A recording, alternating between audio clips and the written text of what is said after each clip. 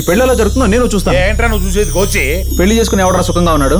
ఒకవేళ ఎవరైనా ఉన్నాను అంటే అదంతా పెద్ద ట్రాష్ డ్రామా. పెళ్లి చేసుకుని అత్తారింట్లో సర్వెంట్ లో ఉంటూ వాళ్ళు ఏం చేసినా భరిస్తూ నా స్వేచ్ఛను నేను వదులుకోలేను.